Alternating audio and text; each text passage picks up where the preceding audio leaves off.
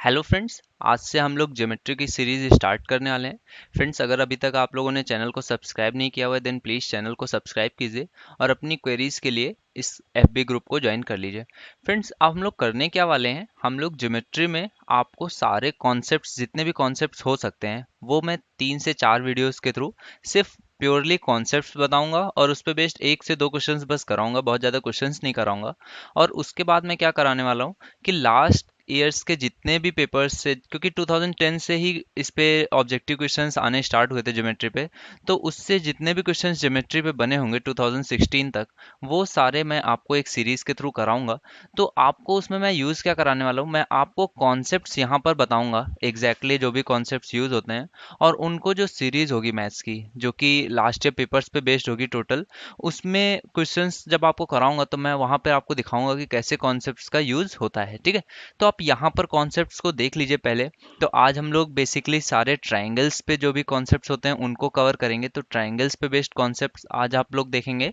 और इसके बाद मैं 3 से 4 लेक्चर्स में ऑलमोस्ट ज्योमेट्री कंप्लीट करूंगा, और उसके बाद ये जो सीरीज होगी इसको आप जरूर देखिए, क्योंकि अगर इसको आप नहीं देखेंगे तो आपको ये जो भी कॉन्सेप्ट्स आप सीखेंगे उसका कोई भी यूज़ नहीं रह जाएगा। ठीक है, तो चलिए स्टार्ट करते हैं। सबसे पहले ट्रायंगल्स के बारे में जानते हैं और उनसे रिलेटेड जो भी कॉन्सेप्ट्स होते हैं उनको सीखते हैं। तो सबसे पहली चीज जो आपको पता है वो ये है कि ट्रायंगल्स होते क्या हैं, जिनमें 3 एंगल्स होते हैं, वही बेसिकली ट्रायंगल्स होते हैं।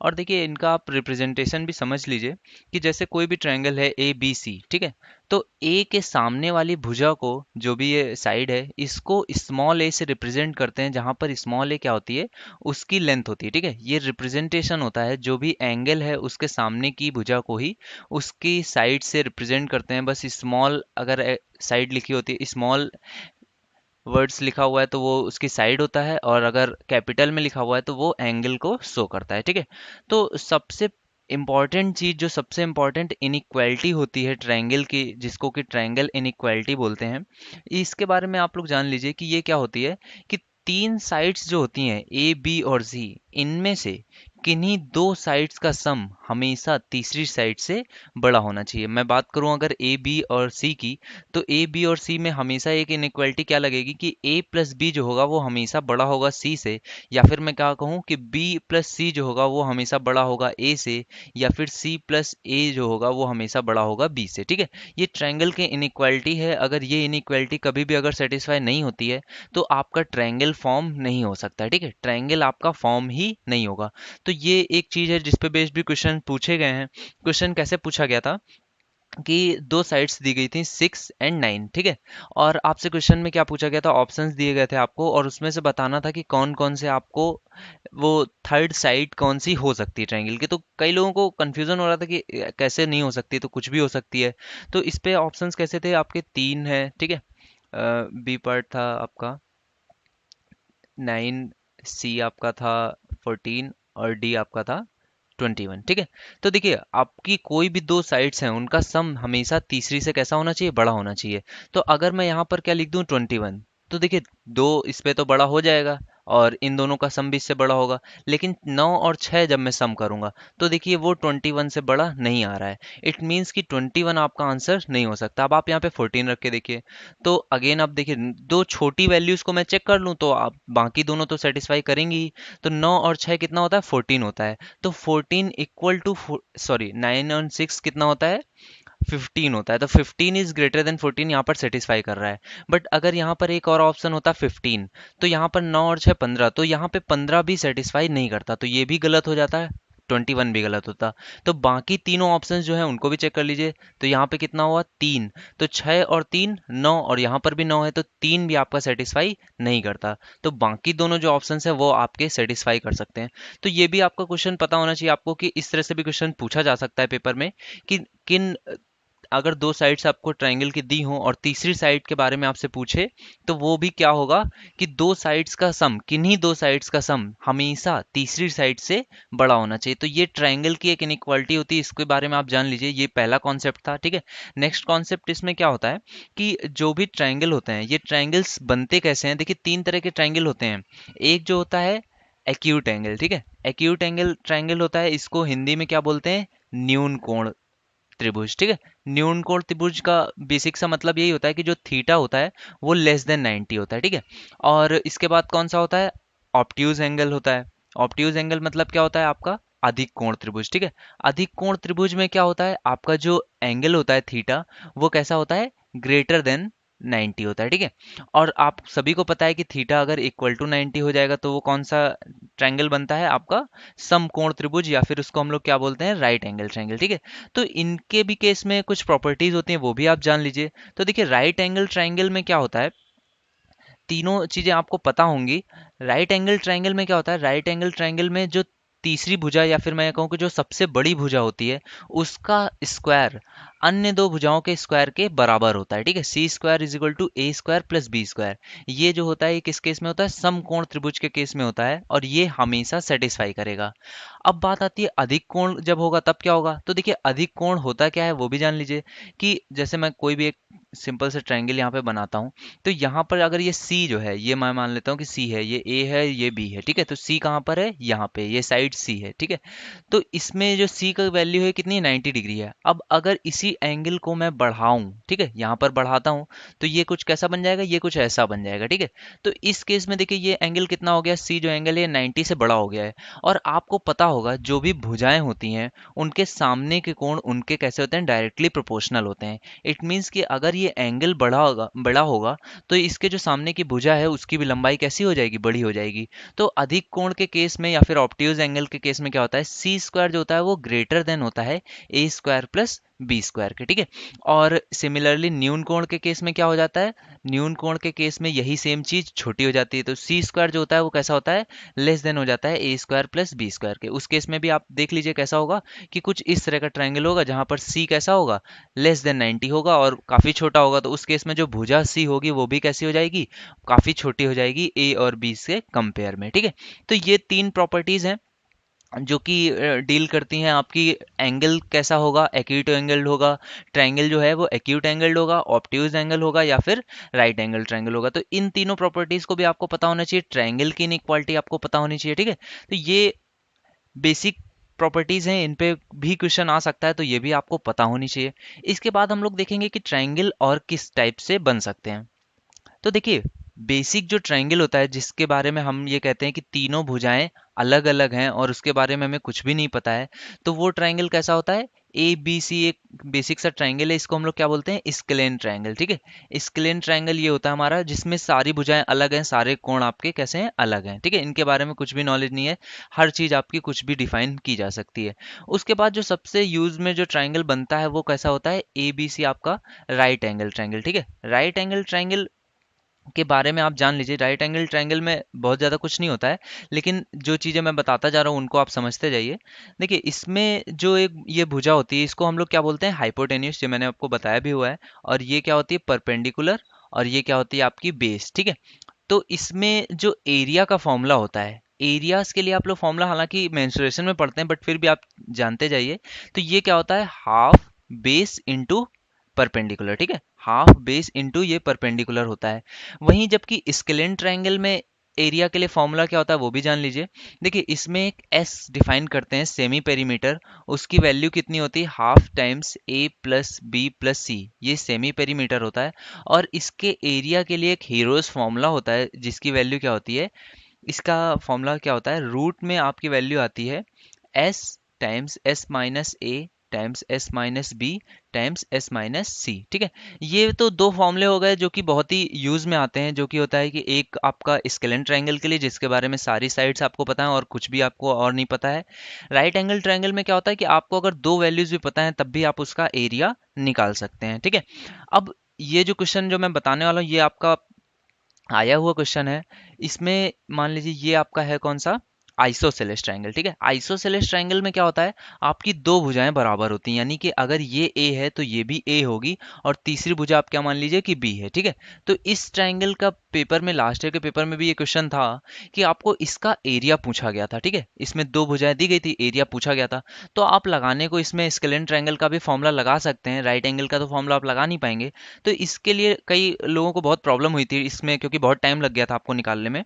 तो आप इसके लिए भी फॉर्मूला याद रखिए कि इसका फॉर्मूला क्या होता है, b/4 under root 4a² minus b², जहां पर a क्या है, वो भुजा है जो कि दो कॉमन है, ठीक है, दो कॉमन जो है जो कि सेम भुजाएं हैं वो a है, और जो दूसरी भुजा है वो क्या है, b है। तो इसका फॉर्मूला एरिया का डायरेक्ट क्या होता है, b/4 अंडर रूट में 4a² माइनस b², ठीक है, ये आप याद रखेंगे तो डायरेक्ट इस पे क्वेश्चन मिलते हैं आपको। अगर आपको इसकी वैल्यू नहीं पता, आप लास्ट ईयर के पेपर्स देखेंगे, आपको उसमें डायरेक्ट फॉर्मूला मिलेगा कि आइसोसेलेस ट्रायंगल, या फिर हिंदी में इसको क्या बोलते हैं, समद्विबाहु त्रिभुज, इसके बारे में आपको डायरेक्ट क्वेश्चन मिल जाता है कि एरिया आप इसका बताइए। तो अगर आपको ये फॉर्मूला याद है कि b/4 under root 4a² minus b², तो आप इसको डायरेक्ट अप्लाई कर सकते हैं, उस पर आपका डायरेक्ट आंसर आ जाएगा। तो हम लोगों ने देखा scalene triangle, right angle triangle और आइसोसेलेस ट्रायंगल। अब जो बहुत यूज में आता है वो कौन सा होता है, इक्विलेटरल ट्रायंगल, ठीक है। तो इक्विलेटरल ट्रायंगल के बारे में भी आप लोग जान लीजिए। इक्विलेटरल ट्रायंगल क्या होता है, इसमें तीनों भुजाएं इसकी कैसी होती हैं, बराबर होती हैं, ए और ए, तीनों भुजाएं इसकी बराबर होती हैं। तो इसका एरिया का फॉर्मूला क्या होता है, इसके एरिया का फॉर्मूला होता है √3/4a², ठीक है, √3/4a²। ये इजी सा फॉर्मूला है, ये आपको याद रहेगा। जनरली फॉर्मूला ये पेपर में आ सकता है, तो आप इसको ध्यान से याद रखिए, ठीक है। तो ये हम लोगों ने जाना ट्रायंगल्स के बारे में और कैसे कैसे उनके एरियाज को हम लोग निकालते हैं। अब बेसिक ट्रायंगल की जो जो प्रॉपर्टीज होती हैं, चलिए उनको भी देख लेते हैं। तो देखिए, दो ट्रायंगल्स मैंने लिए हुए हैं यहाँ पर, आप पहले सीख लीजिए इंटीरियर एंगल बाइसेक्टर थ्योरम, ठीक है। आपको यहाँ पे मैं बता रहा हूँ इंटीरियर एंगल बाइसेक्टर थ्योरम ये क्या होती है और कैसे इसका यूज करते हैं, वो सीखेंगे हम लोग। इंटीरियर एंगल बाइसेक्टर थ्योरम, ठीक है।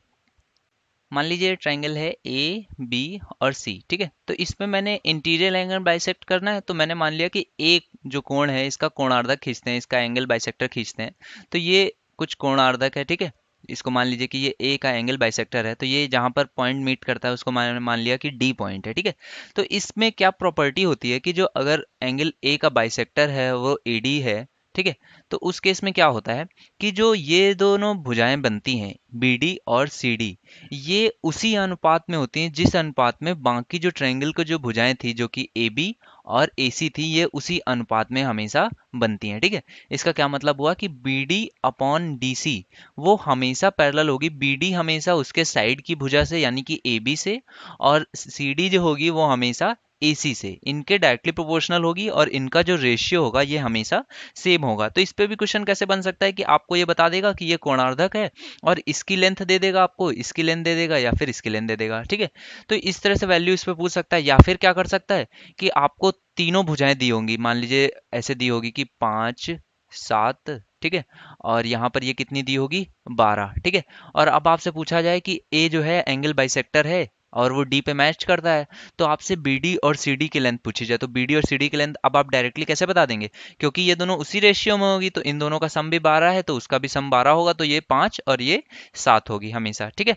तो इस तरह के क्वेश्चंस पूछे जा सकते हैं। ये इंटीरियर एंगल बाइसेक्टर पे थी। अब चलिए एक्सटीरियर एंगल बाइसेक्टर को भी समझ लीजिए। तो एक्सटीरियर एंगल बाइसेक्टर कैसे वर्क करता है, देखिए उस केस में क्या होता है कि आपको एक्सटीरियर एंगल पहले तो खींचना होगा। तो एक्सटीरियर एंगल कैसे खींचते हैं, आप किसी भी भुजा को एक को बढ़ा दीजिए, ठीक है। मैं मान लीजिए इस भुजा को बढ़ा देता, तो यहाँ पर जो ये एंगल बन जाता है, ये जो एंगल बन गए ये कैसे होते हैं, एक्सटीरियर एंगल्स होते हैं, ठीक है। अब इनका जब आप कोणार्धक खींचते हैं तो एक्सटीरियर एंगल का भी कोणार्धक खींच दीजिए, ठीक है। तो ये कुछ इस तरह से जाएगा, आगे बढ़ेगा, ठीक है। और ये जब अन्य जो भुजा को भी बढ़ाने पर जहां पर मैच करता है, मैं मान लेता हूं कि यहां पर कहीं पर मैच करता है, ठीक है। उस केस में जब मैं भुजा को उसका एंगल बाइसेक्टर को जब मैं बढ़ा रहा था, तो वो किस भुजा को, बीसी को कहां पर मैच कर रहा था, डी पर। सिमिलरली इसमें भी पहले तो मैं पॉइंट इसमें नाम दे देता हूं, मान लीजिए कि ये किस पे है, ए बी और सी है, ठीक है। तो मैंने अभी फिर से सी पे ट्रायंगल का कोणार्धक खींचा है, सी एंगल का कोणार्धक खींचा हुआ है, ठीक है। यहाँ पर ए का खींचा था तो वो बी सी पर मिला था, तो यहाँ पर मैंने सी का खींचा है तो वो किसको मिलेगा, ए बी पर, ठीक है। और मान लीजिए कहाँ पर मिलता है, डी पॉइंट पे, ठीक है।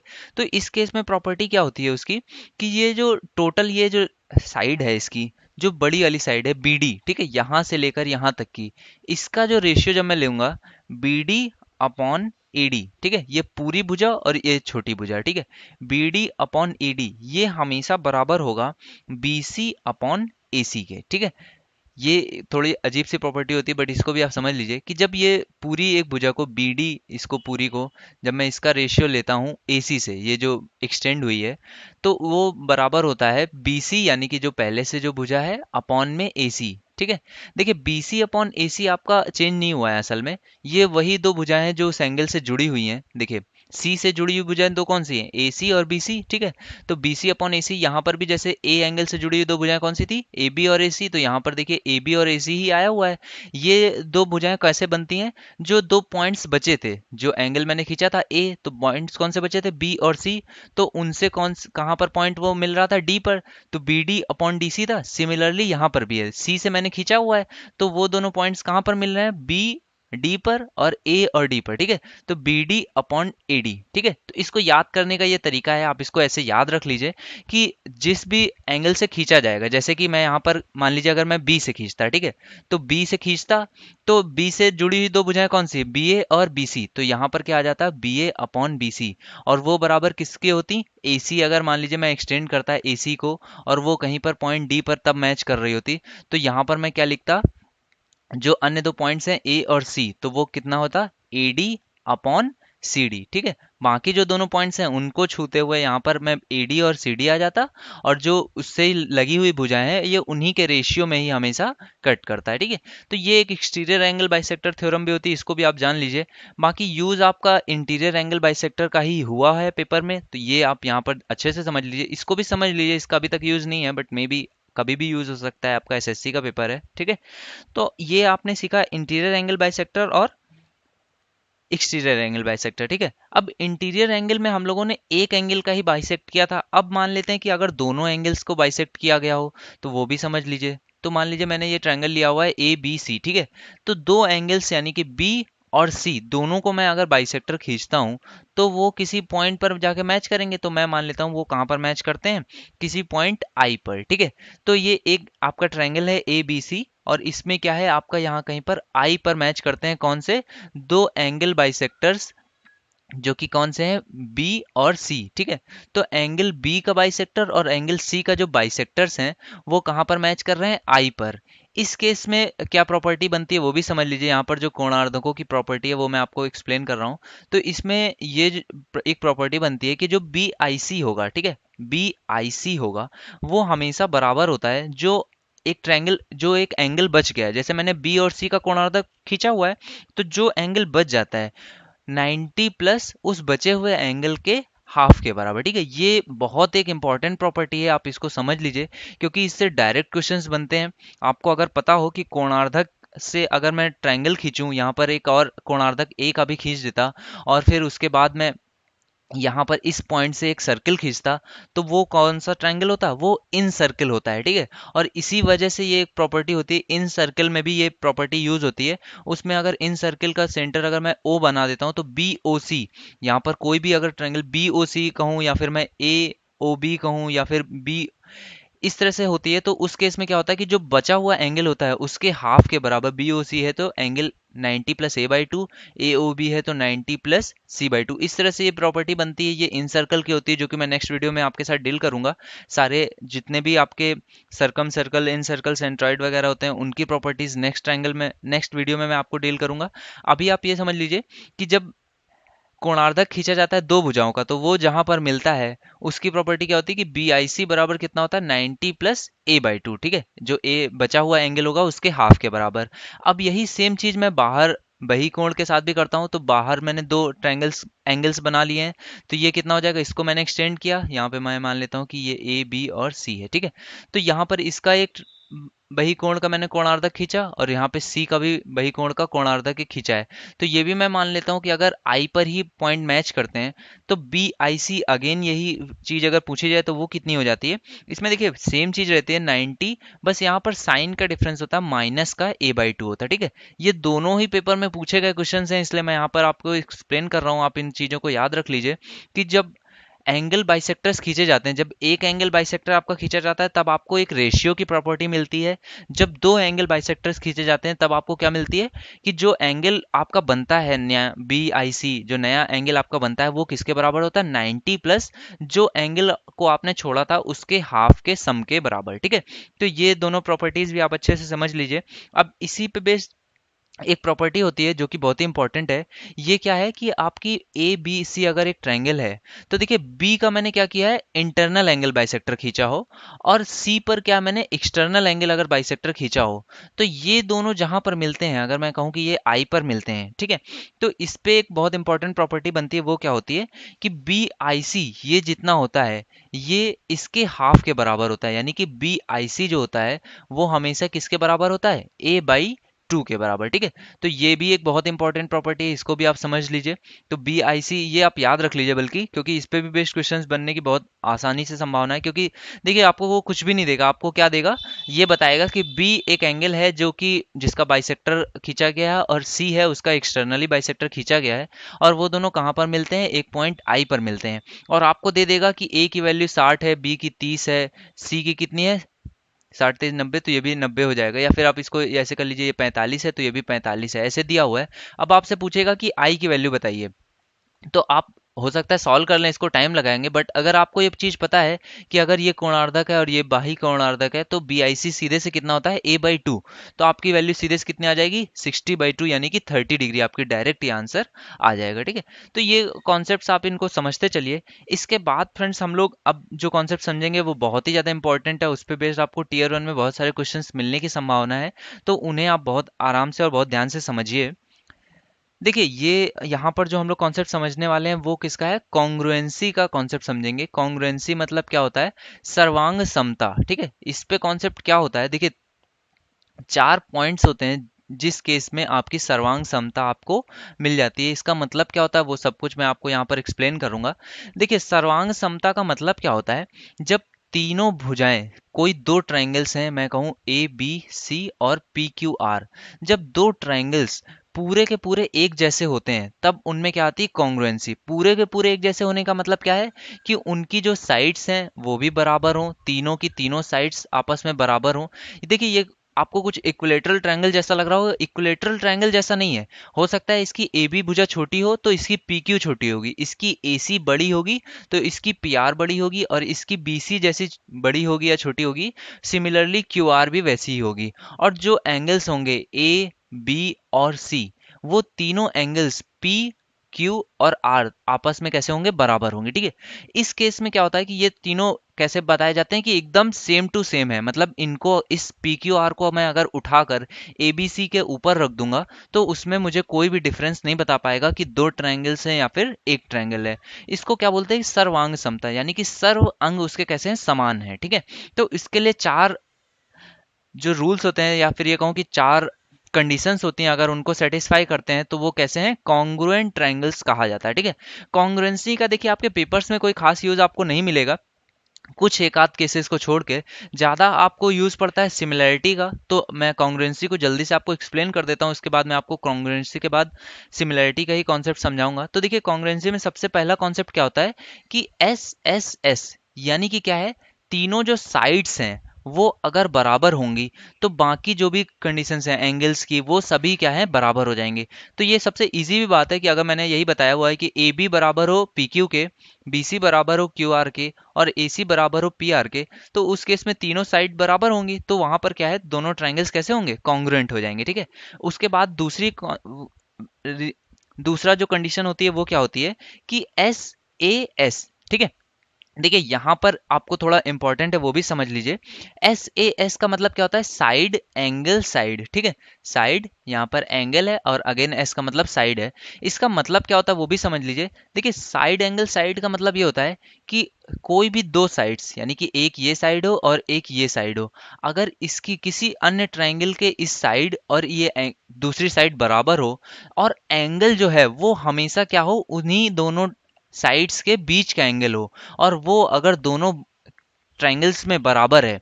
देखिए मैं इसको भी नाम दे देता हूँ, ए बी और सी है, और दूसरा ट्रायंगल क्या है, पी क्यू और आर है, ठीक है।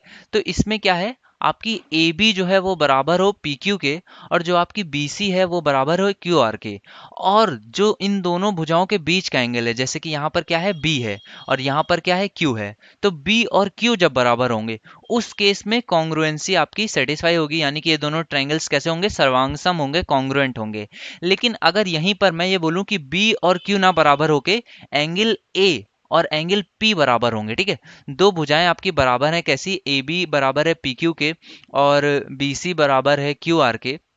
लेकिन क्या है, आपका जो एंगल है वो ए और पी बराबर है, तो इस केस में आपकी क्या होती है, ये कॉन्ग्रुएंसी आपकी सेटिस्फाइड नहीं होती, यहाँ पर आपका कॉन्ग्रुएंसी नहीं होगी। लेकिन अगर एंगल जो है वो उनके बीच का है, इसीलिए देखिए इसको एस ए एस पढ़ते हैं, यानी कि साइड्स, एंगल साइड, यानी इन दोनों साइड्स के बीच का जो एंगल है अगर वो भी बराबर है, उस केस में आपके जो दोनों ट्रायंगल्स होंगे वह कैसे होंगे, कॉन्ग्रुएंट होंगे, ठीक है।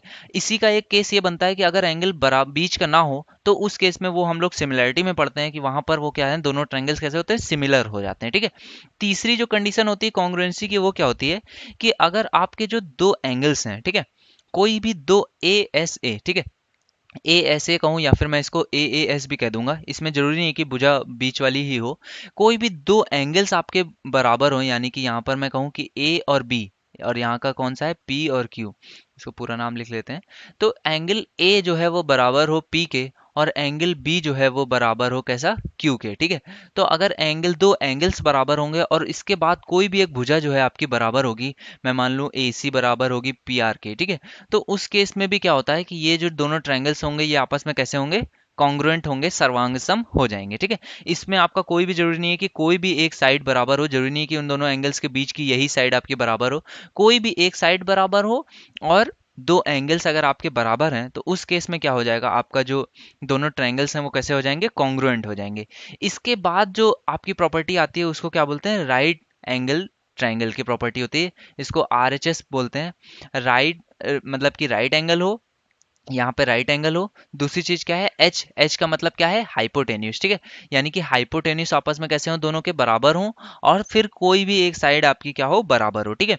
इस केस में भी क्या हो जाता है, कोई भी एक साइड मैं यहाँ की यहाँ पे ले लूँ, तो यहाँ पर इस केस में भी देखिए ये जो है ये काफी हद तक सेकंड वाले जैसा मिलता है, लेकिन इस केस में क्या है कि एंगल जो है आपका कैसा हो जाता है, 90 डिग्री हो जाता है। उस केस में आपका एंगल जरूरी नहीं है कि किन्हीं दोनों भुजाओं के बराबर हो, हालांकि वो हो वही जाता है, क्योंकि एक साइड उसने क्या है, हाइपोटेन्यूस को आपको बराबर कर दिए, तो जब आपका हाइपोटेन्यूस एक आपकी बराबर है, तो आप किसी भी भुजा को आप ले लेंगे, तो आपका उस केस में भी जो आपका दोनों ट्रायंगल्स होते हैं वो भी कैसे हो जाते हैं, कॉन्ग्रुएंट हो जाते हैं। तो ये भी आप एक चीज जान लीजिए कि राइट एंगल हो आपका, यानी कि यहाँ पे एंगल कितना हो, 90 डिग्री दोनों केस में, और हाइपोटेन्यूस आपका बराबर हो, दोनों के हाइपोटेन्यूस की वैल्यू बराबर हो, तब कोई भी एक बची हुई भुजा, दो भुजाओं में से कोई भी एक भुजा आप लेंगे, तो भी जो आपका कॉन्ग्रुएंसी की कंडीशंस हैं वो भी सेटिस्फाई हो जाती हैं। तो इस केस में भी ये जो दोनों ट्रायंगल्स हैं वो कैसे होते हैं, कॉन्ग्रुएंट हो जाते हैं, ठीक है गाइज।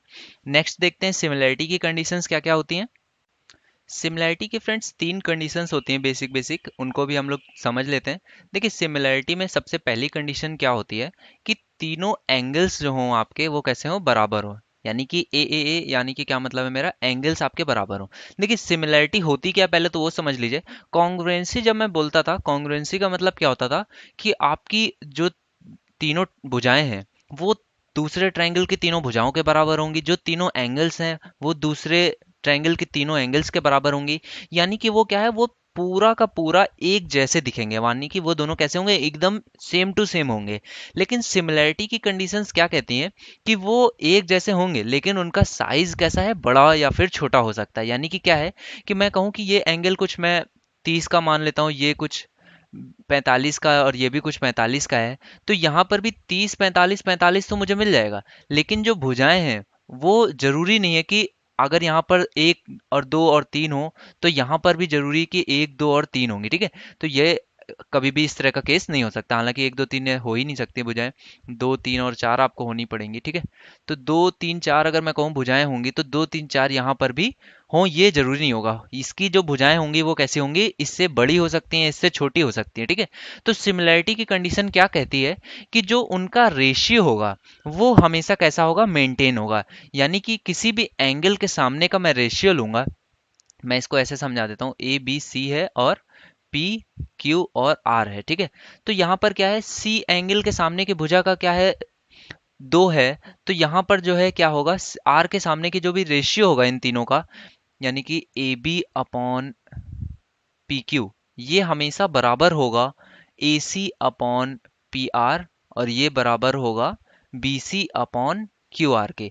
ये जो रेशियो होगा, यानी कि अगर ये 2 है तो ये अगर 4 हुआ तो ये भी दुगना हुआ है ना यहाँ से, तो ये भी सारे कैसे हो जाएंगे, दुगने हो जाएंगे। अगर ये 3 है तो ये 6 होगा, अगर ये 4 है तो ये 8 होगा। इसका मतलब क्या होता है, सिमिलैरिटी की कंडीशंस में क्या होता है, ये जितना इससे बड़ा होगा वो तीनों भुजाएं उसी रेशियो में ही बड़ी होंगी, ठीक है। तो इसकी सबसे पहली कंडीशन क्या होती है कि तीनों एंगल्स बराबर हो। इसकी दूसरी कंडीशन भी समझ लीजिए। उस केस में क्या होता है कि जो मैंने आपको बताई थी कि एस एस और ए, ठीक है, यानी कि अगर दो साइड्स बराबर हैं, दो साइड्स कैसी हों, आपकी बराबर हों, और तीसरी जो एंगल है वो कैसा हो, उसके उन दोनों साइड्स के बीच का ना हो, ठीक है। दो साइड्स आपकी हो सकता है बराबर हो, यहाँ पर हालांकि बराबर नहीं दिख रही हैं, बट आप मान लीजिए कि ये अगर दोनों साइड्स थोड़ी सी बड़ी होती और इन दोनों के एंगल बीच का ना होकर यहाँ का एंगल आपका अगर इक्वल होता, तो उस केस में क्या है, आपकी एसएसए की प्रॉपर्टी लगती है। और उस केस में भी क्या होता कि तीनों जो भुजाएं हैं उनका जो रेशियो होता है वो हमेशा कैसा हो जाता, बराबर हो जाता, ठीक है। तो वो क्या होते, दो साइड्स और कोई भी एक तीसरा एंगल, अगर वो एंगल उन दोनों साइड्स के बीच का हुआ तो उस केस में क्या हो जाएगी, आपकी कॉन्ग्रुएंसी लग जाएगी। तो एंगल अगर बीच का होगा तब तो आप कॉन्ग्रुएंस हो जाएंगे, मतलब कि तीनों जो है साइड्स आपकी बराबर हो जाएंगी। लेकिन अगर एंगल बीच का नहीं होता है तो उस केस में क्या होगा, जो रेशियो होगा साइड्स का वो हमेशा बराबर रहेगा, ठीक है।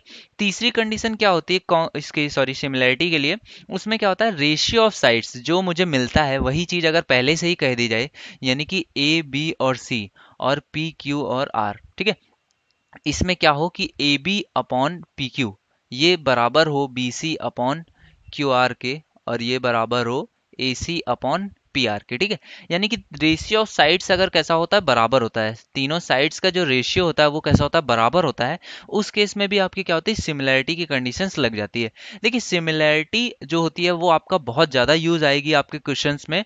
तो सिमिलैरिटी को आप कंडीशंस जान लीजिए, अभी आपको मैं इसका जो एग्जांपल समझाऊंगा उससे आपको बहुत ज़्यादा क्लियर हो जाएगा।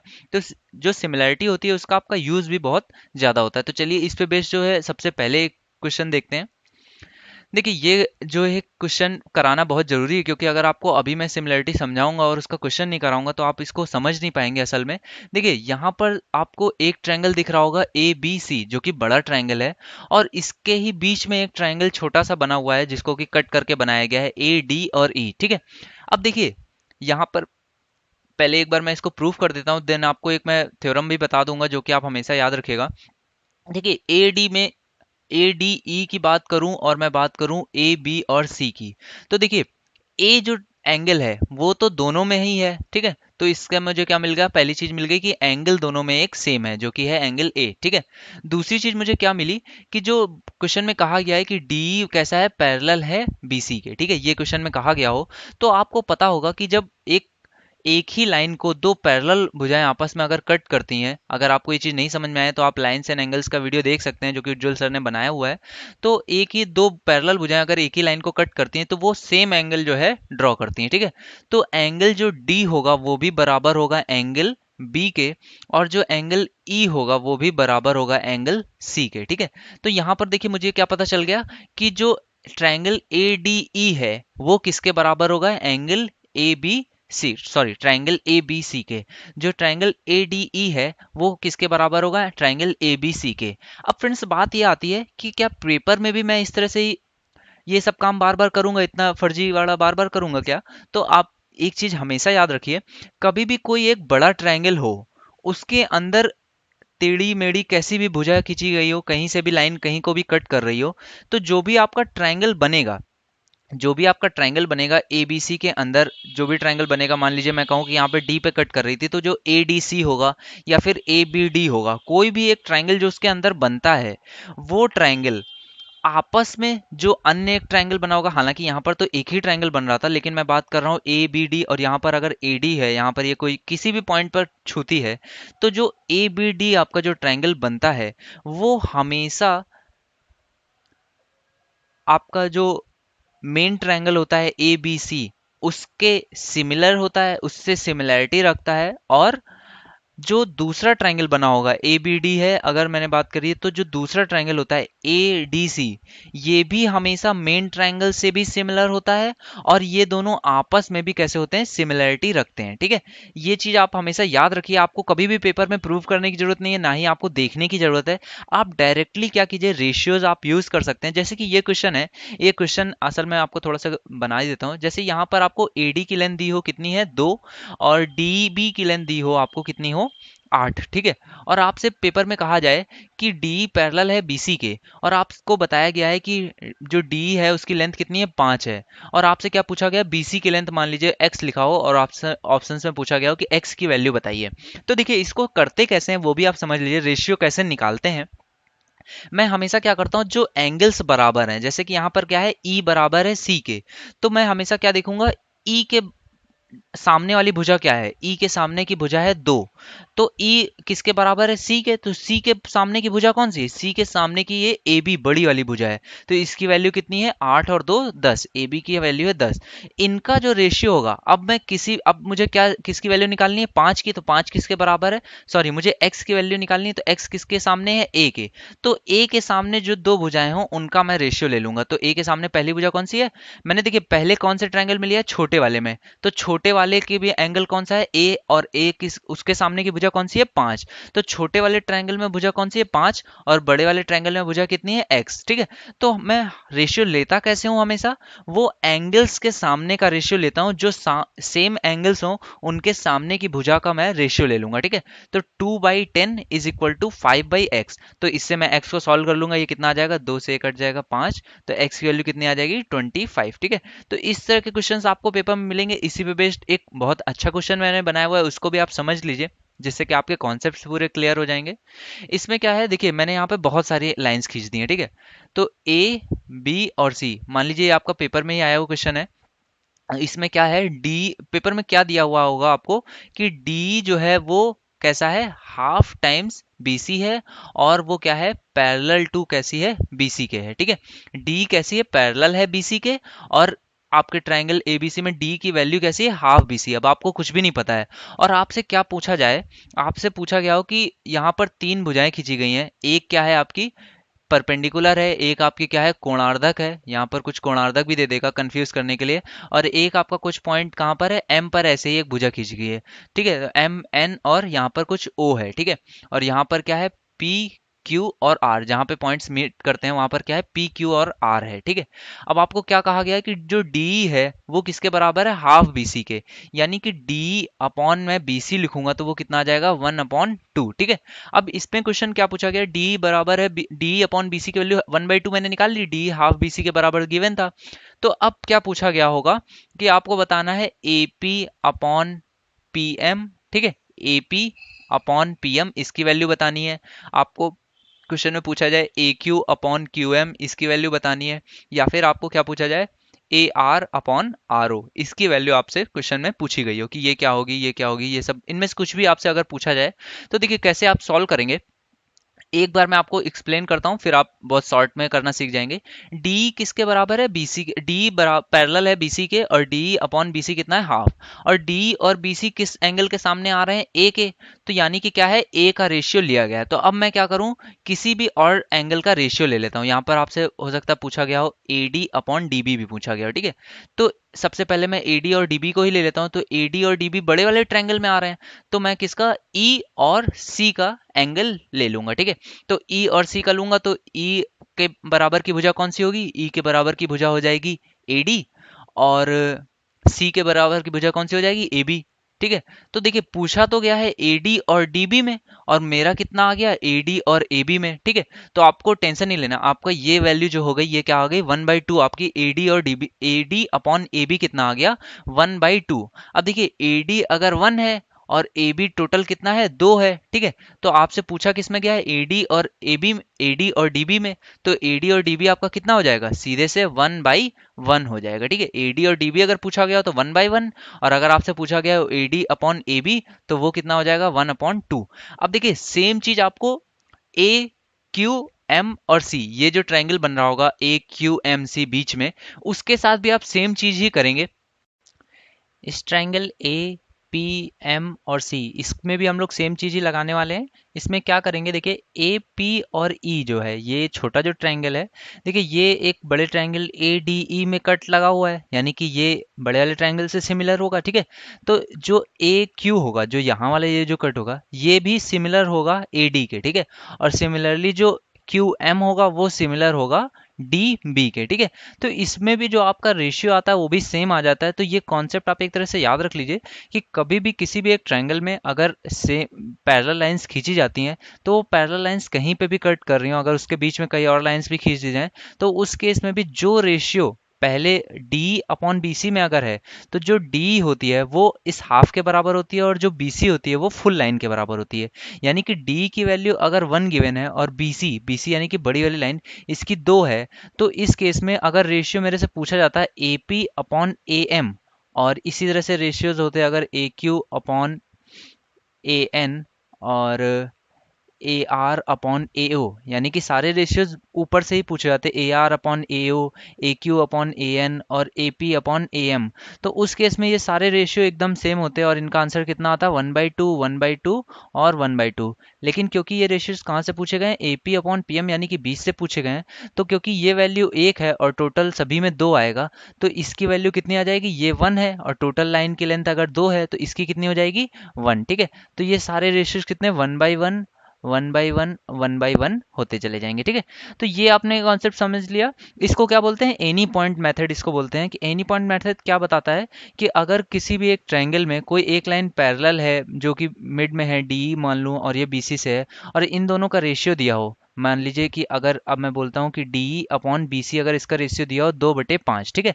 तो उस केस में वो क्या बोलता है कि डी जो होती है वो हाफ इस लेंथ के बराबर होती है। यानी कि इसी केस में अगर मेरे से पूछा जाए अब कि A P upon P M की वैल्यू ही पूछी जाए तो वो कितनी होगी, 2 क्योंकि ए एम अगर पूछा जाता है, A P upon A M पूछा जाए तो वो तो सेम रहेगा, वो कितना हो जाएगा, 2/5।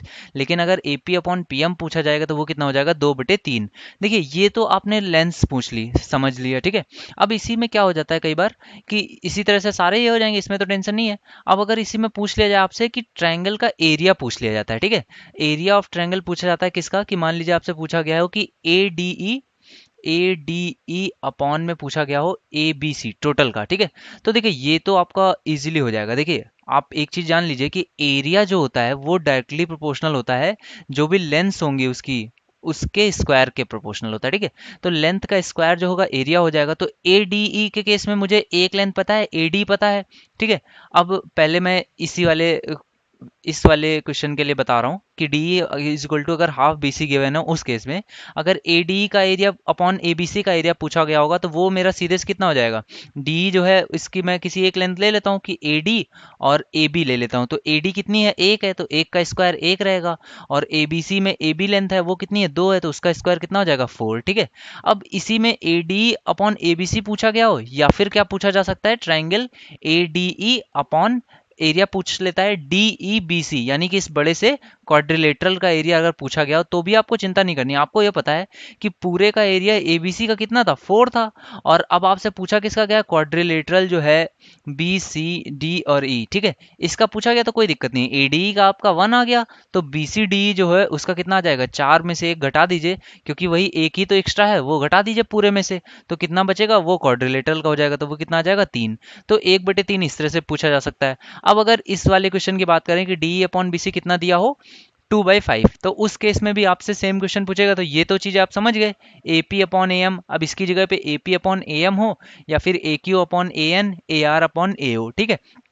उन सारे ही केसेस में आपका आंसर 2/5 आ जाएगा। और A P upon P M हो या फिर A Q upon Q N या फिर ए आर अपॉन आर हो, तो उन सारे केसेस में आपका आंसर 2/3 आ जाएगा, ठीक है। तो ये तो आप समझ गए। अब एरिया अगर इसी क्वेश्चन में पूछा गया हो 2/5 वाले क्वेश्चन में, तो उसमें क्या होगा, देखिए एरिया क्या पूछ सकता है कि A D E upon triangle A B C, ठीक है। तो इस केस में क्या करेंगे अपन, A D upon A B C अगर पूछा गया होगा तो मैंने बताया कि ए डी के लिए मैं एक भुजा ले लेता हूँ। तो यहाँ पर इस बार इस भुजा की वैल्यू ए डी की कितनी दी गई है, डी के प्रोपोर्शनल होगी, तो ए डी कितना हो जाएगा, 2, और बी सी यानी कि टोटल वाली भुजा कितनी हो जाएगी, 5। तो यहाँ बची हुई कितनी हो जाएगी 3, ठीक है।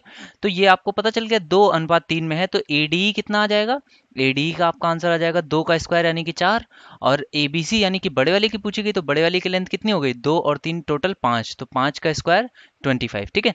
तो ये चीज़ आप समझ लीजिए एक बार। और अगर इसी में पूछा गया होता है ADE अपॉन ये जो बड़ा सा ये क्वाड्रिलेटरल बनता है उसकी वैल्यू, तो वो भी सिमिलरली कितनी हो जाती है, BCDE की वैल्यू, तो वो कितनी हो जाती है 4/4 ही सिर्फ उसमें हटा दीजिए 25 में से 4, तो ये कितना आ जाएगा 21, ठीक है।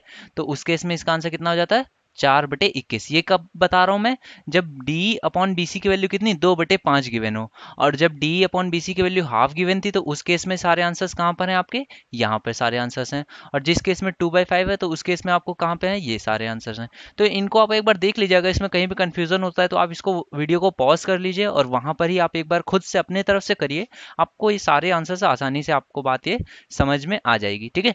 तो नेक्स्ट देखते हैं। अभी हम लोगों ने देखा कि पैरेलल लाइन अगर एक ट्रायंगल को बीच में कट करती है तो हमने उसके बारे में चीजें सीखी। अब मान लेते हैं कि अगर कोई भी एक ट्रायंगल है और उसमें कहीं से भी एक लाइन, किसी एक शीर्ष से लाइन खींचते हैं, किसी एक वर्टेक्स से एक लाइन खींच दी जाए, मान लीजिए ऐसे, ठीक है। ये ट्रायंगल कुछ है आपका A B और C, ठीक है। और इसमें यहाँ पे वर्टेक्स से एक लाइन खींची गई है जो कि कहाँ पर मीट कर रही है, किसी पॉइंट एक D पर, ठीक है। और अब आपको ये क्वेश्चन में दिया हो कि जो एंगल B है वो बराबर है इस एंगल के जो कि यहाँ पर फॉर्म हो रहा है ADB, ठीक है। तो इस केस में क्या होगा, इस केस के लिए देखिए यहाँ पर भी आपका, मैं पहले तो सिमिलरिटी एक बार प्रूव कर देता हूँ आपको। हालांकि मैंने आपको बताया हो कि ये जब इतना गिवन है उसके बाद वो सिमिलर ऑब्वियसली हो ही जाएंगे, बट फिर भी एक बार आप देख लीजिए। देखिए ट्रायंगल मैं कौन सा लेता हूँ, ABD, और आपका जो बड़ा वाला ट्रायंगल है ABC, ठीक है। तो इसमें सबसे पहली चीज जो है A दोनों में कॉमन है, ठीक है। दूसरी चीज इसका जो एंगल B है और इसमें जो एंगल ABD है, यहाँ पे मैं इसको D लिख दे रहा हूँ, ठीक है। तो वहाँ पे ABC में कौन सा एंगल B है, ये दोनों बराबर हैं। और दूसरी चीज इसमें क्या हो जाएगी कि ये एक जो भुजा है BD, ये दोनों में ही क्या है, कॉमन है, ठीक है। नहीं सॉरी सॉरी, इसमें जो AB भुजा है, AB जो भुजा होगी वो दोनों में कॉमन होगी। ABD में जो भुजा AB है और ABC में भी भुजा AB है, मतलब एक भुजा की लेंथ भी बराबर हो गई, तो दो एंगल ASA वाला मेरा फॉर्मूला इसमें लग जाएगा, और इस वजह से ये क्या हो जाएंगे, दोनों सिमिलर हो जाएंगे, ठीक है। तो उस केस में अब क्या है, इसमें रेशियो कैसे लिखते हैं वो थोड़ी सी प्रॉब्लम आती है, आप उसको समझ लीजिए। रेशियो इसमें कैसे लिखा जाए, देखिए जब मैं बात करता हूँ AB और D की, ठीक है, ABD ट्रायंगल की बात कर रहा हूँ और उसको मैं सिमिलर प्रूफ कर रहा हूँ किससे, ABC के, तो मैंने सिमिलर प्रूफ कर लिया। अब मुझे हो सकता है कोई एक लेंथ दी हो, कुछ एक ना दी हो, तो मुझे रेशियो लिखना आना चाहिए। मान लीजिए मुझे ये दिया हो कि ये 3 है, ये 5 है और ये कैसा है 6 है, ठीक है। अब मुझे पूछा गया हो कि BD की लेंथ पूछी गई हो या फिर AD की लेंथ पूछी गई हो या फिर CD की, तो ये कुछ भी इसमें से पूछा जाए, तो अगर मुझे रेशियो लिखना आता होगा तो मैं बहुत आसानी से इसको सॉल्व कर लूंगा। तो रेशियो लिखना पहले तो आप सीख लीजिए। तो सबसे पहले बात करते हैं ABD की, ठीक है। तो एंगल A के सामने की बात करते हैं। तो एंगल A के सामने जब मैं बात कर रहा हूँ ABD में, तो एंगल A के सामने कौन सी भुजा आएगी, एंगल A के सामने भुजा आएगी BD, ठीक है। और जब बात करूंगा ABC की, तो उसमें एंगल A के सामने कौन सी भुजा आएगी, BC, ठीक है। तो BD अपॉन BC, ठीक है। BD अपॉन BC आपने लिख लिया। अब इसके बाद फिर से ABD में आते हैं, दूसरा एंगल ले लीजिए जो बराबर है। तो दो एंगल कौन कौन से बराबर थे, D और B। तो एंगल ABD में मेरे पास कौन सा है, D है। तो D के सामने की भुजा कौन सी है, D के सामने की भुजा है AB, ठीक है। D के सामने की भुजा ABD वाले एंगल में इस वाले को ऊपर लिख रहा हूँ, तो इसके सामने मैं D वाले एंगल को मैंने लिया, पहले A को लिखा, अब D वाले एंगल को लिख लेता हूँ। तो D वाले एंगल के सामने की भुजा कौन सी है, AB है। तो AB अपॉन, अब D के जो इक्वल था एंगल, तो ABC में D के इक्वल कौन सा है, B एंगल है। तो इसके सामने की भुजा कौन सी हो जाएगी, ABC में AC, ठीक है। तो AB अपॉन में मैं क्या लिखूंगा, AC, ठीक है। अब इसके बाद जो बचा हुआ एंगल है, तो ADB में कौन सा एंगल बचा हुआ है, ये छोटा वाला ये वाला एंगल। तो इसके सामने की भुजा कौन सी हो जाएगी, AD। और इस, अब क्योंकि उसमें भी ABC में देखिए कौन कौन से हो गए, A हो गया है और B हो गया है, तो बचा कौन सा है, C। तो C के सामने की भुजा कौन सी हो जाएगी, AB, ठीक है। तो ये आपका रेशियो आ गया कि इन भुजाओं को मैं इस तरह से इक्वेट कर सकता हूँ, ठीक है। तो इसमें कुछ भी आपको पूछा गया हो तो आप इसमें से देखिए AD निकाल सकते हैं। आपको पूरा AC पता होगा तो आप बची हुई वैल्यू से CD निकाल लेंगे, या कुछ भी आपसे पूछा गया हो, BD पूछा हो गया तो आपको कई बार BD की वैल्यू आ गई, तो इस तरह से आप सारी वैल्यूज यहाँ पर से निकाल सकते हैं, ठीक है गाइस। तो ये तो बात हुई, आपने सीख लिया कि जब पैरेलल लाइन हो या फिर पैरेलल लाइन ना हो, कोई भी एक लाइन कट की गई हो, उसमें कुछ वैल्यूज गिवन हो, ठीक है। तो ये आपने चीजें सीखी है। अब ये क्वेश्चन असल में पेपर में किस तरह से आता है वो भी देख लीजिए। ये पेपर में क्वेश्चन हमेशा इस तरह से ही आता है कि इसमें क्या होता है कि एक राइट एंगल ट्रायंगल में ये बनता है, और उसमें क्या बोला गया होता है कि बी एंगल राइट एंगल है, और बी से यानी कि बी के शीर्ष से वर्टेक्स से एक परपेंडिकुलर डाला गया है सामने वाली भुजा पर, ठीक है। तो इससे क्या पता चल जाता है मुझे कि ये भी परपेंडिकुलर है, ये भी परपेंडिकुलर है। तो ये वही बात होगी कि यहाँ पर दोनों जो वो हैं वो आपस में कैसे हो जाएंगी, सिमिलर हो जाएंगी, ठीक है। तो जब सिमिलर हो गई तो अब आपको जो भी रेशियोज थे आप उसको फिर से लिख सकते हैं सारे अपने अकॉर्डिंग, ठीक है। तो इसमें देखिए क्वेश्चन क्या बनता है, मैं एग्जैक्ट आपको क्वेश्चन ही दिखा देता हूँ कि इसमें कुछ ऐसे दिया होगा कि 3 4 है, और आपसे पूछा गया हो कि बीडी की लेंथ बताइए, ठीक है। तो बीडी की लेंथ इस तरह से अगर आपसे पूछी गई हो, या फिर आपसे एडी या सीडी की लेंथ भी पूछी जाती हैं, और इसमें कुछ और भी कैसे बनते हैं वो भी हम लोग सीखेंगे। तो देखिए सबसे पहले हम लोग समझ लेते हैं कि बीडी की लेंथ क्या होती है। तो इसका एक डायरेक्ट फॉर्मूला होता है फ्रेंड्स, उसको आप याद रखेंगे तो वो बहुत ज़्यादा आपको हेल्प करेगा। बीडी की जो वैल्यू होती है वो दो फॉर्मूले से निकलती है। एक तो होती है A B into B C upon में ए सी, ठीक है। एक तो ये फॉर्मूला होता है। आपको क्या याद रखना है कि जो दोनों भुजाएं, इनका मल्टीप्लिकेशन और डिवाइडेड बाई ए सी यानी कि जो बड़ी भुजा है, ठीक है। इस तरह से निकाल सकते हैं। एक और बी डी के लिए डायरेक्ट फॉर्मूला क्या होता है, वो होता है A D into D C. B D का स्क्वायर बराबर A D into D C, ये भी एक डायरेक्ट फॉर्मूला होता है, इसको भी याद रखिए। और तीसरा जो फॉर्मूला होता है वो क्या होता है, वो होता है 1/BD का स्क्वायर बराबर 1/AB का स्क्वायर प्लस 1/BC का स्क्वायर, ठीक है। तो आप तीन फॉर्मूले हैं इसमें बीडी की वैल्यू को याद रखने के, उन तीनों को आप याद रखिए। अब ये तो बात हुई कि बीडी की, ये तो बहुत इजी सी बात है, ये तो सभी लोग, आप ऑलमोस्ट लोग जानते हैं इस चीज़ को। बट क्वेश्चन इसमें पेपर में किस तरह से इस बार पूछा गया था कि एडी की वैल्यू आपसे पूछी गई थी, ठीक है। तो एडी की वैल्यू के लिए भी अब आप फॉर्मूला याद रखिए। एडी के लिए फॉर्मूला क्या होता है, एडी के लिए फॉर्मूला होता है जो उसके सामने की जो भुजा है एडी के, उसका स्क्वायर यानी कि ए बी का स्क्वायर अपॉन में जो बड़ी वाली भुजा है यानी कि ए सी, ठीक है। और सिमिलरली अगर आपसे सी डी की लेंथ पूछी जाए तो सी डी की लेंथ के लिए भी डायरेक्ट फॉर्मूला क्या है, उसके जो सामने की भुजा है उसका स्क्वायर यानी कि बी सी का स्क्वायर अपॉन में जो हाइपोटेन्यूज है जो बड़ी भुजा है यानी कि ए सी, ठीक है। तो ये कुछ 4 5 फॉर्मूले हैं, इनको अगर आप एक दो बार देख लेंगे ठीक से तो भी आपको याद रहेंगे, इसमें कुछ भी कंफ्यूजन नहीं होता है। देखिए बीडी है, बीडी अगर आपसे पूछा गया है, ये वैल्यू पूछी गई है आपसे मिड वाली, तो इसके तो बहुत सारे 3 फॉर्मूलाज हैं। बाकी देखिए ये 3 है, ये आपको वैल्यू 4 दी है, तो एसी में आपको कंफ्यूजन नहीं होना चाहिए क्योंकि ये राइट एंगल ट्राइंगल है, तो एसी की वैल्यू सीधे से कितनी हो जाएगी, 5। ये हाइपोटेन्यूस होता है, तो इसमें इसकी लेंथ पता है आपको फॉर्मूला की, बेस का स्क्वायर प्लस परपेंडिकुलर का स्क्वायर हाइपोटेन्यूस के स्क्वायर के बराबर होता है। तो पाइथागोरियन थ्योरम ये आपको सभी को पता ही होगी, तो इससे एसी की वैल्यू तो 5 आ जाएगी।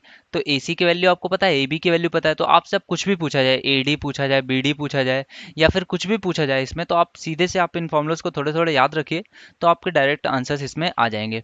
चलिए इस पे बेस्ड एक क्वेश्चन कर लेते हैं, जैसे कि इसी को कर लेते हैं कि 3 और आपको 4 सिर्फ गिवन है, ए बी और बी सी।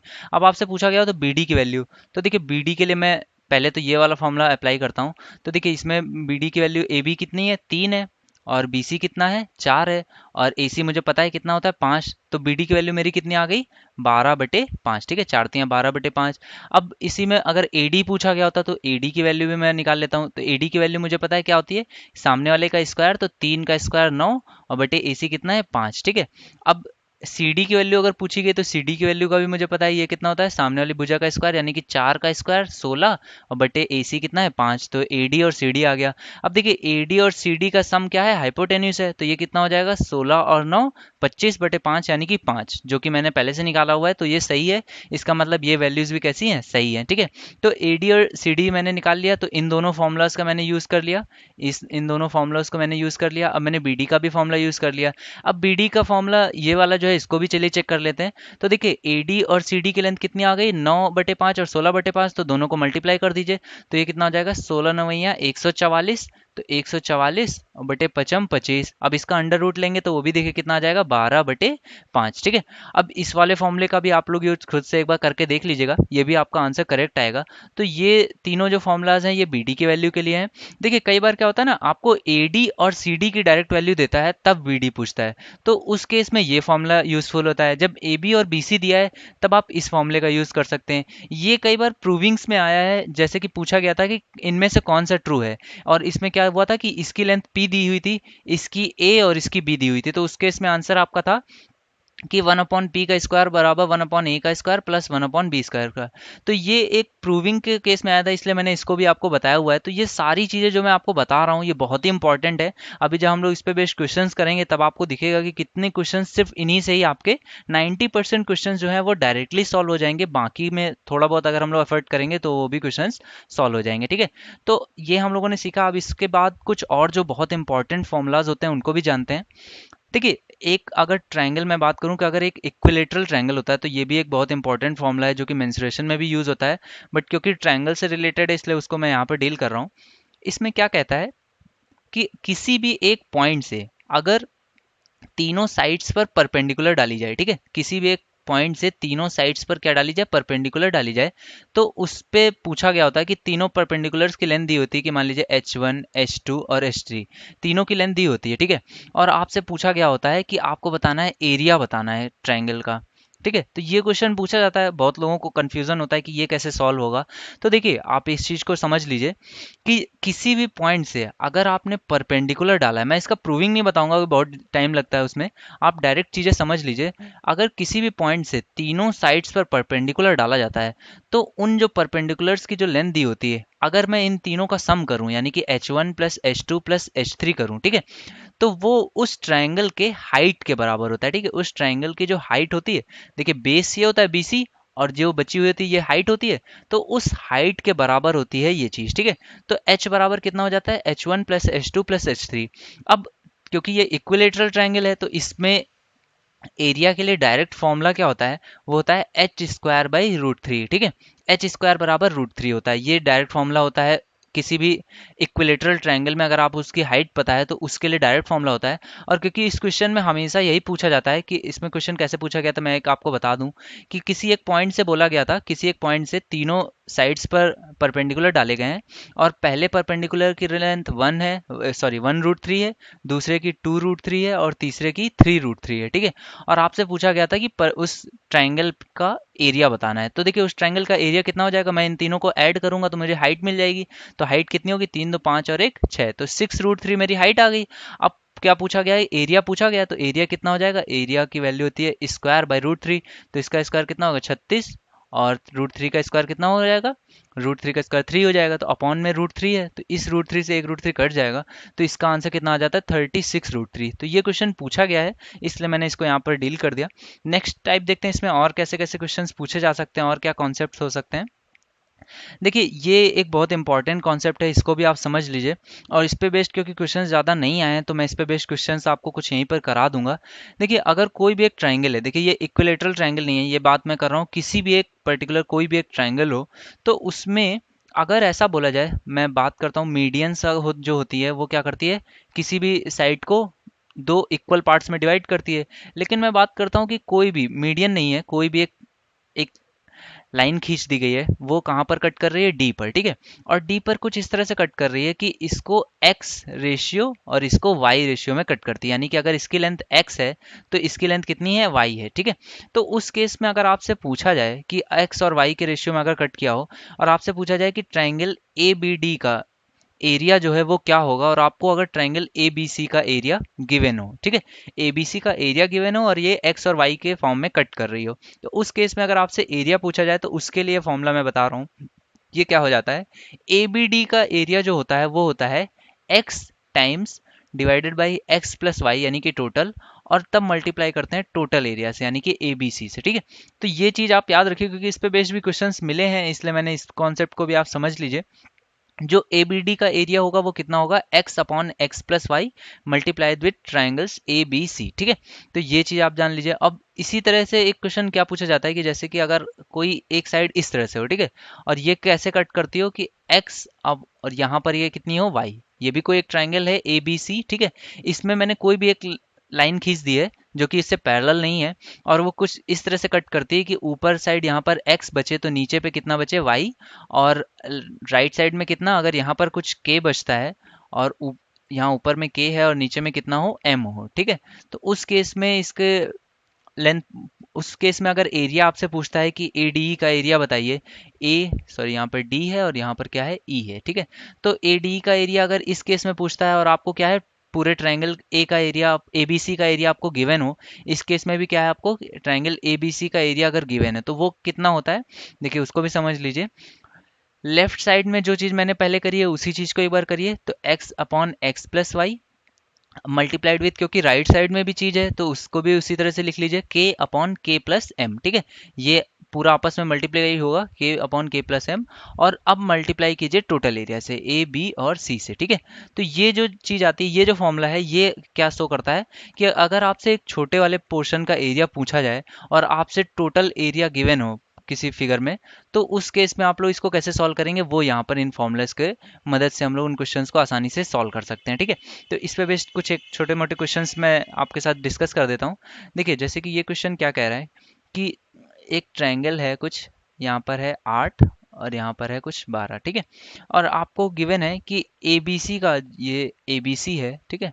एबीसी का टोटल एरिया आपको गिवन है 60 यूनिट्स है, ठीक है। एबीसी का एरिया कितना है, 60 यूनिट्स आपको गिवन है।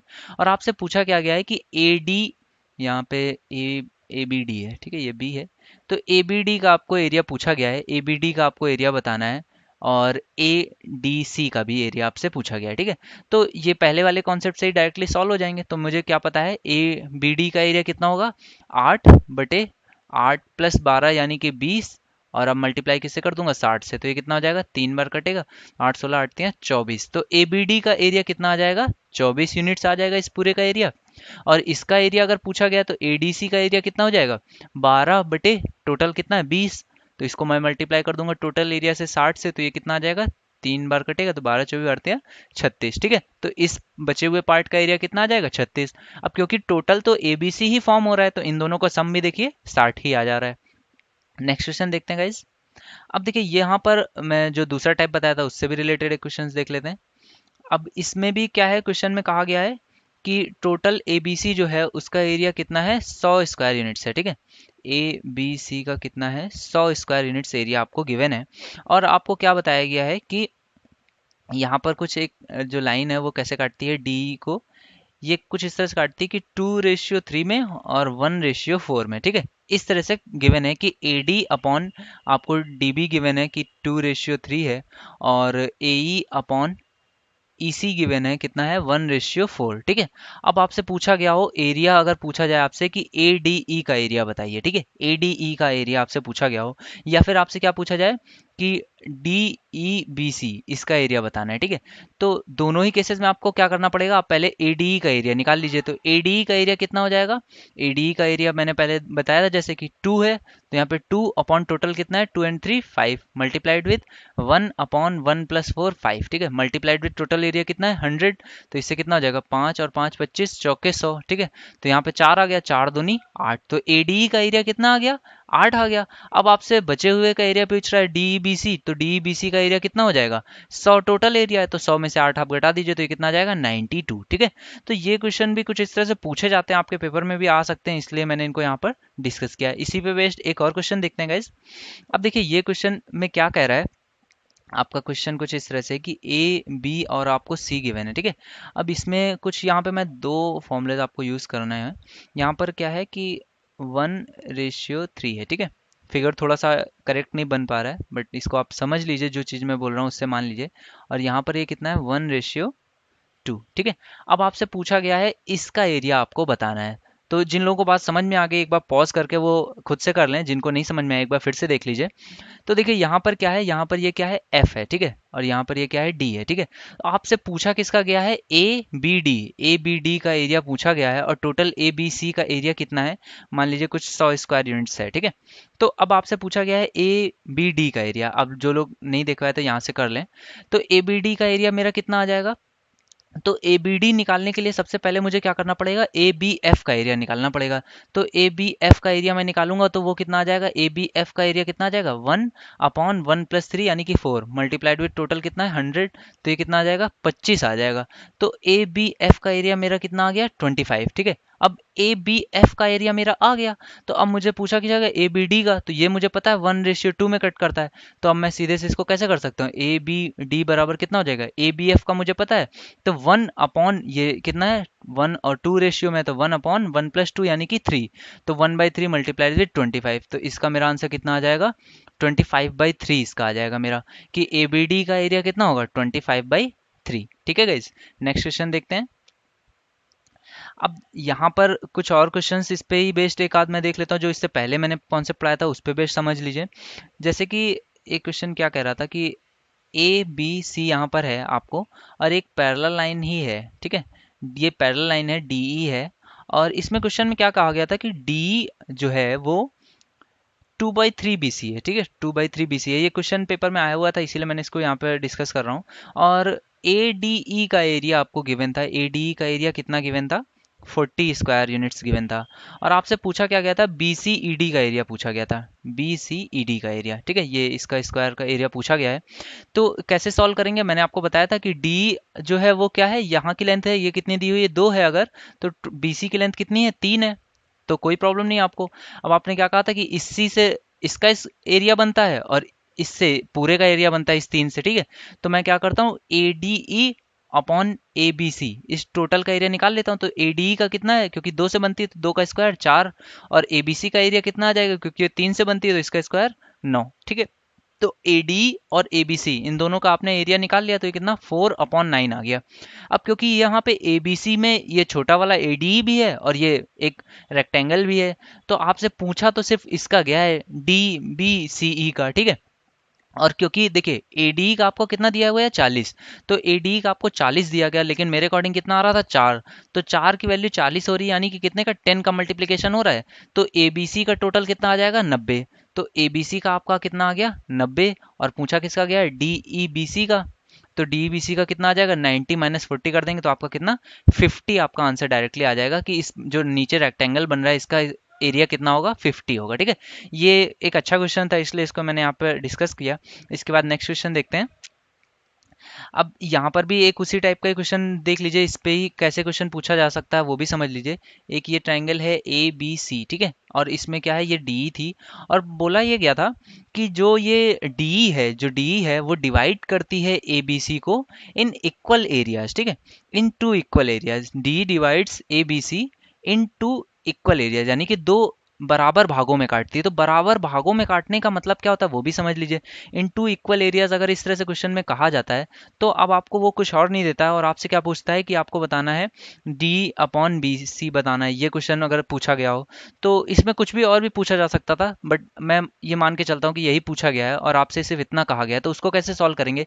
तो देखिए आपको ये पता है कि A D E upon A B C, इसकी वैल्यू कितनी होती है, जो भी डी की वैल्यू हो उसका स्क्वायर अपॉन जो बी सी की वैल्यू हो इसका स्क्वायर होती है, ठीक है। डी अपॉन बी सी का स्क्वायर का ये डायरेक्टली प्रोपोर्शनल होता है, ठीक है। तो अब क्या है कि जो 2 इक्वल एरियाज में कट करती है डी लाइन, इसका मतलब क्या है, अगर इसका एरिया 1 है तो इसका भी एरिया कितना होगा 1 होगा। तो यहाँ पर मैं अगर ये लिखना चाहूँ A D upon A B C, तो ए डी का एरिया कितना है 1 है, और ए बी सी का एरिया कितना हो जाएगा, ए बी सी तो टोटल है तो उसका एरिया कितना हो जाएगा 2, ठीक है। तो यहाँ पर ये कितना आ जाएगा 2। तो अब अगर पूछा गया होता डी अपॉन बी सी, तो वो कितना आ जाएगा 1/√2, ठीक है। डी अपॉन बी सी कितना आ जाएगा 1/√2। और या फिर अगर आपसे पूछा जाए डी अपॉन बी सी पूछ सकता है, या फिर क्या पूछ सकता है A D upon D B पूछ सकता है। तो A D upon D B आपसे पूछे तो उससे पहले आपको क्या पता होना चाहिए, A D upon A B पता होना चाहिए। तो A D upon A B भी आपको पता है कि ये तो सेम होता है 1/√2। तो अगर A D upon D B पूछा होगा तो वो कितना हो जाएगा 1/√2 माइनस 1। देखिए ये कितना है 1 है, और ये टोटल कितना है √2, तो बचा हुआ कितना होगा, ये बची हुई वैल्यू पूछ रहा है एडी अपॉन डीबी, तो ये कितनी हो जाएगी √2 माइनस 1, ठीक है। तो देखिए कुछ भी इसमें क्वेश्चन में आपसे पूछा जाए, अगर आपको बेसिकली जो मैंने स्टार्टिंग में समझाया वो चीज़ समझ में आ गई है, तो आप इसके आगे कहीं तक भी आप इसको सॉल्व करते हुए चल सकते हैं, ठीक है।